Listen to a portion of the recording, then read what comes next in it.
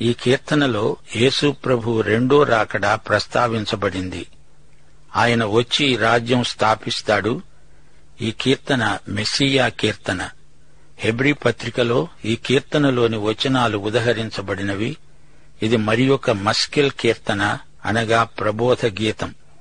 కోరహు కుమారులు రచించిన కీర్తన. శోషనీయులు అనే రాగం మీద పాడదగింది. శోషనీయులు అంటే వల్లి పద్మ పుష్పాలు అని అర్థం. ఇది యేసు ప్రభు యొక్క నామధేయాలలో ఒకటి. యేసుకు షారోను రోజా అనే పేరు కూడా ఉంది. యేసు ప్రభు సౌందర్యాన్ని తలపింపచేసే ఉపమాన సంకేత నామములు ఇవన్నీ. యేసు ప్రభు రెండోసారి రాబోతున్నాడు. ఇంతవరకు ఇశ్రాయేలు జాతి విలాపం విన్నాము. ఇప్పుడు మెస్సియా వస్తాడనే ఉత్సాహం. ప్రకటన 19వ అధ్యాయంలోని దృశ్యానికి ఇది ప్రవచనం.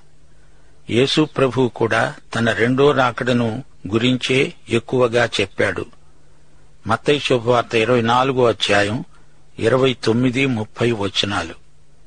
ఆ దినముల శ్రమ ముగిసిన వెంటనే చీకటి సూర్యుణ్ణి కమ్ముతుంది, చంద్రుడు కాంతినివ్వడు, ఆకాశము నుండి నక్షత్రాలు రాలుతాయి, ఆకాశమందలి శక్తులు కదిలించబడతాయి. అప్పుడు మనుష్యకుమారుని సూచన ఆకాశమందు కనబడుతుంది. అప్పుడు మనుష్యకుమారుడు ప్రభావముతో మహామహిమతో ఆకాశ మేఘారూఢుడై రావటం చూచి భూమి మీద ఉన్న సకల గోత్రాల వారు గుండెలు బాదుకుంటారు. యేసు ప్రభువు రాకడే మనకు శుభప్రద నిరీక్షణ. ఇప్పుడు 45వ కీర్తన మొదటి వచనం నుండి వినండి. ఇది ప్రేమను గూర్చిన గీతం, రాజుగారి వైవాహిక గీతం. ఒక దివ్యమైన సంగతితో నా హృదయం బహుగా ఉప్పొంగుతున్నది. నేను రాజును గూర్చి రచించిందే పలుకుతాను. నా నాలుక త్వరగా రాసేవాని కలంలాగా ఉన్నది. నా హృదయం ఉప్పొంగిపోతోంది. ఏదో చెప్పాలని హృదయం ఉవ్విళ్లూరుతోంది. నా నాలుక కలం కంటే పదునైనది. రాసినప్పుడు మన భావాలు పూర్తిగా వెల్లడి అయినట్లు అనిపించనప్పుడు మనం రాత అవతల పెట్టేసి మాట్లాడతాము. మాటలో ఉద్రేకం పరవళ్లు తొక్కుతుంది. అది రాతలో పూర్తిగా వ్యక్తం కాదు. ఈ కీర్తనకారుడు మాట్లాడాడు, అది రాయబడింది. ఇంతకు ఈ కీర్తనలోని కథానాయకుడు ఎలాంటివాడు? అతడు మెస్సియా, అతిలోక సుందరుడు. నరుల కంటే నీవు అతి సుందరుడవై ఉన్నావు. నీ పెదవుల మీద దయారసము పోయబడి ఉన్నది. కావున దేవుడు నిత్యము నిన్ను ఆశీర్వదిస్తాడు. ఈ మధుర గీతం యేసు ప్రభు సౌందర్యాన్ని, ఆకర్షణీయమైన వ్యక్తిత్వాన్ని వర్ణిస్తుంది. 2 కొరింథీ 3వ అధ్యాయం 18వ వచనంలో పౌలు ఏమన్నాడు? మనమందరము ముసుకులేని ముఖాలతో ప్రభువు యొక్క మహిమను అద్దము వలె ప్రతిఫలింపచేస్తూ మహిమ నుండి అధిక మహిమను పొందుతూ ప్రభువైన ఆత్మచేత ఆపోలికగానే మార్చబడుతున్నాము. సోదరీ సోదరులారా, ఆయన మహిమ సౌందర్యాన్ని తనివిదీర చూడండి. శూరుడా, నీ కత్తి మొలను కట్టుకో, నీ తేజస్సును నీ ప్రభావమును ధరించుకో. ఇప్పుడు యేసు ప్రభువు రక్షకుడుగా కాదు, రాజుగా ప్రభావముతో వేంచేస్తున్నాడు. మెస్సియా ఖడ్గము ధరించిన వాడై శూరుని వలె విజయం చేస్తాడు. మొదటిసారి ఆయన వచ్చినప్పుడు ఖడ్గముతో రాలేదు. గెత్సెమనే తోటలో యేసు శిష్యుడైన పేతురు యేసును బంధించటానికి వచ్చిన సిపాయిల్లో ఒకని మీదికి కత్తి విసిరి అతని చెవి తెగనరికాడు. మత్తయి శుభవార్త 26వ అధ్యాయం 52వ వచనంలో ప్రభు అన్నాడు, నీ కత్తి తిరిగి ఒరలో పెట్టు. ఖడ్గము ధరించినవాడు దానితోనే నాశనమవుతాడు. ఈసారి ప్రభువు ఖడ్గము లేకుండా వస్తాడా? అలా కాదు. కీర్తన 2వ అధ్యాయం 9వ వచనం ఏమంటోంది? ఇనుపదండముతో నీవు వారిని నలగొడతావు, కుండను పగలగొట్టినట్లు వారిని ముక్కలు చెక్కలుగా పగలగొడతావు. 2వ కీర్తనలో యేసు ప్రభు రెండో రాకడ ప్రవచింపబడింది. ఇదే వచనం ప్రకటన గ్రంథంలో పదే పదే ఉదహరించబడింది. ఆయన తిరిగి వచ్చినప్పుడు లోకమంతా ఆయనకు వ్యతిరేకంగా తిరుగుబాటు చేస్తుంది. అప్పుడు అంత్యక్రీస్తుకు అధికారం చేతిలో ఉంటుంది. అతడు దేవుని ప్రజలను హింసిస్తాడు. ఇశ్రాయేలు శేషిత ప్రజనేగాక యేసు ప్రభు యొక్క విశ్వాసులను కూడా పలు విధాల శ్రమలకు గురిచేస్తాడు. ఆయన పెదవుల మీద దయారసం, కృపారసం పోయబడి ఉంది. అంతేకాదు, ఆయన నోటి నుండి తీర్పు కూడా బయలువెడలుతుంది. లోకమంతా దేవునికి, ఆయన అభిషిక్తునికి తిరుగుబాటు చేస్తారు.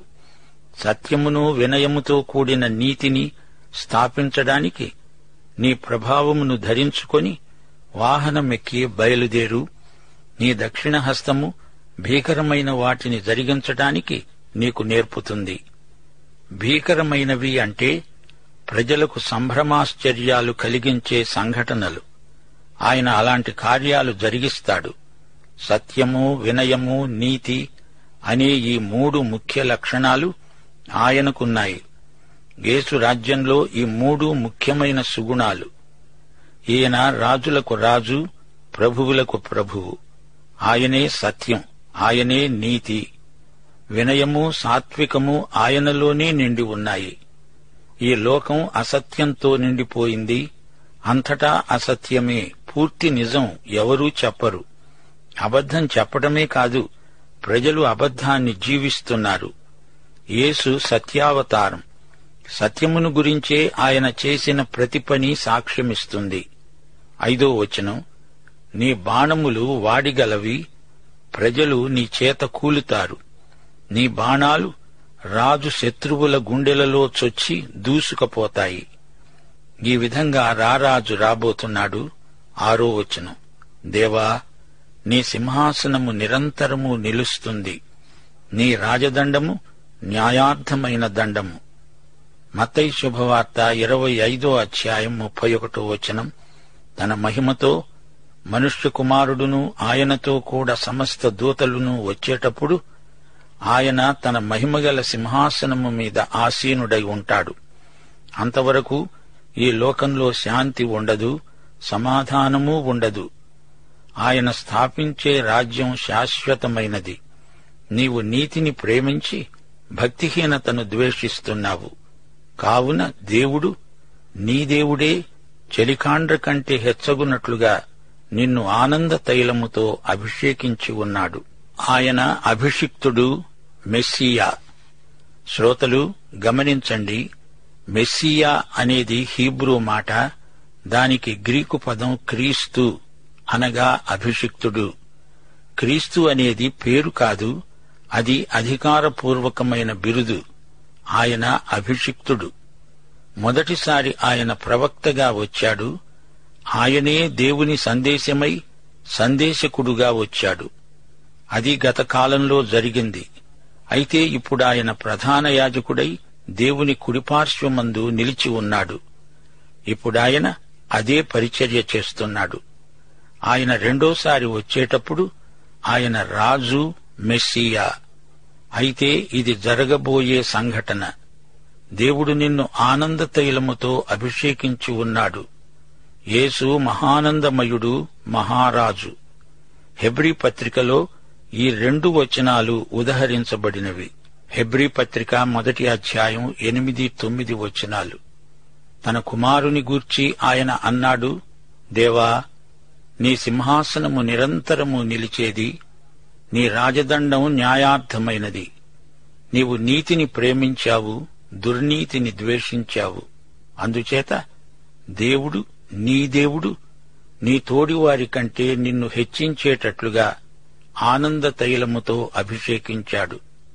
ఆయన దేవుడు, అందరికంటే శ్రేష్ఠుడు. ఈ కీర్తనలోని ఆకర్షణ కేంద్రం యేసు ప్రభువే, మరెవరూ కాదు. నీ వస్త్రములెల్లా గోపరసవాసనే, అగరువాసనే, లవంగి పట్టవాసనే. దంతముతో కట్టిన నగరులలో తంతివాద్యములు నిన్ను సంతోషపెడుతున్నవి. ఆయన రాబట్టి మన ఆనందము పరిపూర్ణమైంది. తన ఎదుట ఉంచబడిన ఆనందము కోసమై ఆయన శిలువను భరించాడు. ఆయన యూదా గోత్రికుడు. యూదా అనగా స్తుతి అని అర్థం. అయితే వారు అరణ్యయాత్రలో సణిగారు, గొణిగారు. శ్రోతలు వింటున్నారా? విశ్వాసులు సణగకూడదు, దేవుణ్ణి స్తుతించాలి. ప్రభువు రాబోతున్నాడు. ఆయనను కలుసుకునేందుకు మనం సిద్ధపడాలి గదా. 9వ వచనం, నీ దయనొందిన స్త్రీలలో రాజుల కుమార్తెలున్నారు. రాణి ఓఫీరు అపరంజితో అలంకరించుకొని నీ కుడిపార్శ్వమున నిలుచున్నది. పాత నిబంధనలో సంఘం స్పష్టంగా పేర్కొనబడలేదుగాని ముంగుర్తుగా ఉపమాన రూపంగా చెప్పబడిన సందర్భాలెన్నో ఉన్నాయి.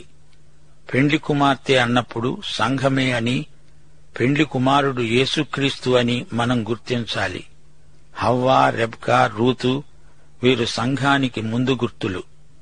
అలాగే ఈ వచనంలో అపరంజితో అలంకరించుకొని తన ప్రియవరుని ప్రక్కన నిలిచి ఉన్న ఈ వధువు, నవవధువు సంఘమే. ఆమెను క్రీస్తే హెచ్చిస్తాడు. తన సింహాసనముపై కూర్చోబెట్టుకుంటాడు. కుమారి, ఆలకించు, ఆలోచించి చెవియొగ్గు. నీ స్వజనమును, నీ తండ్రి ఇంటిని మరచిపో. మనము లోకాన్ని, అందులో ఉన్న వాటిని ఆశించకూడదు, మరచిపోవాలి. లోకములో నుండి బయటికి వచ్చేశాము. మనం ప్రభువునే హత్తుకొని ఉండాలి. లోకములో నుండే మనము రక్షించబడ్డాము గదా. ఈ రాజు నీ ప్రభువు. అతడు నీ సౌందర్యమును కోరినవాడు. అతనికి నమస్కరించు. అవును, సంఘము సర్వాంగ సుందరంగా చేయబడుతుంది. 17వ వచనం, తరములన్నిటా నీ నామము జ్ఞాపకముండేట్లు చేస్తాను. కావున జనములు సర్వకాలము నీకు కృతజ్ఞతాస్తుతులు సమర్పిస్తారు. ఈ వచనం 1000 ఏండ్ల పరిపాలనను చూపుతోంది. కొన్ని సంఘటనల తరువాత ఈ రాజ్యం నిత్యత్వంలో ప్రవేశిస్తుంది. సైతాను కొంతకాలము స్వేచ్ఛగా విడిచిపెట్టబడతాడు. ఆ తరువాత వాడు అగ్నిగంధకాల సరస్సులో పడవేయబడతాడు. ఈ కీర్తనను సరైన దృక్పథంలో అర్థం చేసుకోవాలి. ఇందులో మనకు గొప్ప పాఠం లభిస్తుంది. సరే, ఇప్పుడు మనం 46వ కీర్తనలోకి వచ్చేశాము. దేవుడే మనకు ఆశ్రయం. ఇది 1000 ఏండ్ల పరిపాలనను గురించిన గొప్ప కీర్తన. 45వ కీర్తనలో రాజును గురించిన వర్ణన ఉంది. 49వ కీర్తన వరకు రాజ్యాన్ని గురించి, 1000 ఏండ్ల పరిపాలనను గురించి కొన్ని వివరాలు చెప్పబడినవి. ప్రధాన గాయకునికి, కోరహు కుమారులకు అలామోతు అనే రాగం మీద పాడదగిన కీర్తన. అలామోతు అంటే కన్యకల బృందం అని అర్థం. యెషయా గ్రంథం 7వ అధ్యాయం 14వ వచనంలో అలామోతు కన్యక పేర్కొనబడింది. ప్రభువు తానే ఒక సూచన మీకు చూపుతాడు, ఆలకించండి. కన్యక గర్భవతి అయి కుమారుణ్ణి కని అతనికి ఇమ్మానుయేలు అని పేరు పెడుతుంది. మోషే సోదరి మిర్యాము ఎర్ర సముద్రం దాటిన సందర్భంలో ఇలాంటి పాటే పాడింది, అందరి చేత పాడించింది. నిర్గమకాండం 15వ అధ్యాయం 21వ వచనం, యెహోవాను గానం చెయ్యండి, ఆయన మిగుల అతిశయించి జయించాడు. గుర్రమును దాని రౌతును ఆయన సముద్రములో పడద్రోశాడు. ఇప్పుడు 46వ కీర్తన పూర్తిగా వినండి. ఇది కూడా హల్లెలూయా గీతమే. దేవుడు మనకు ఆశ్రయ దుర్గమై ఉన్నాడు. ఆపత్కాలములో ఆయన నమ్ముకొనదగిన సహాయకుడు. కావున భూమి మార్పు నొందినా, నడి సముద్రములో పర్వతాలు మునిగినా, వాటి జలములు ఘోషిస్తూ నురుగు కట్టినా, ఆ పొంగుకు పర్వతాలు కదిలినా మనము భయపడము. సెలా. సర్వకాల సర్వావస్థలలో ఆయన మాత్రమే నమ్మదగినవాడు. ఈ చరాచర జగత్తు అంతరించిపోయినా ఆయనే ఎంతైనా నమ్మదగిన దేవుడు. ఆయనే మన సహాయకుడు.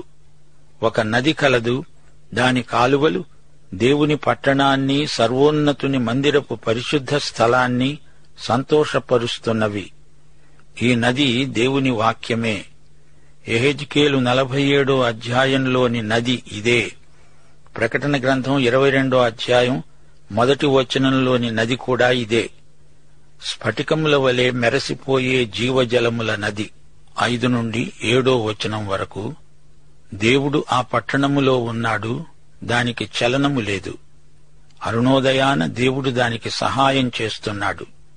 జనములు ఘోషిస్తున్నాయి, రాజ్యాలు కదులుతున్నాయి. ఆయన తన కంఠధ్వని వినిపించగా భూమి కరిగిపోతున్నది.